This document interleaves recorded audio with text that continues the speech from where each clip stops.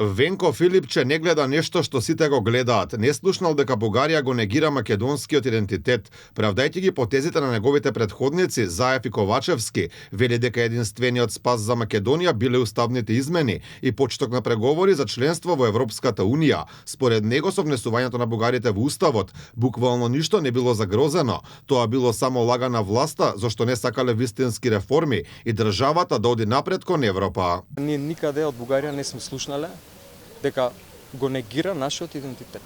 Ниту пак нешто е направено во време на владите на Социјалдемократскиот сојуз на Македонија со цел да и резултат да се загрози нашиот национален идентитет.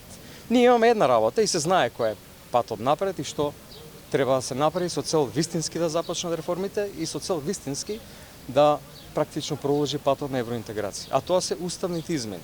Под палката на СДСМ во партнерство со ДУИ, Зоран Заев, а потоа и Димитар Ковачевски прифатија се што Бугарија побара. Прво беше потпишан договорот за добрососедство, потоа го прифатија францускиот предлог со кој се согласија на уставните измени, како и билатералните протоколи со кои се негира македонскиот идентитет, како и многу други отстапки кон официјална Софија, кои стана услов на европскиот пат на Македонија.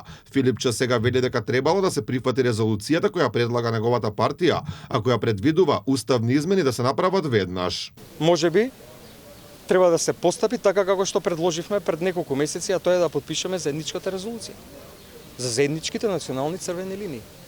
Резолуцијата која што напишавме, јас лично учествував во нејзино пишување, ја доставив пред локалните избори до сите политички партии, ниту една партија не одговори.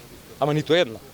Од ВМРО ДПМН не очекуваме да одговора. Што пишуваше во таа резолуција? Во таа резолуција пишуваше да се направат уставните измени, да се почне преговарањето по поглавја. Инаку со договорите кои ги постигнаа владите предводени од СДСМ и ДУИ, сега тема на преговори се историски личности. Бугарија бара промена на учебниците по историја, а се преговори за статусот на Гоце Делчев и целото Илинденско востание. Тоа е посебно проблематично, знаејќи ги ставовите на Бугарија по ова прашање, односно дека нашиот најголем револуционер според нив бил бугарин.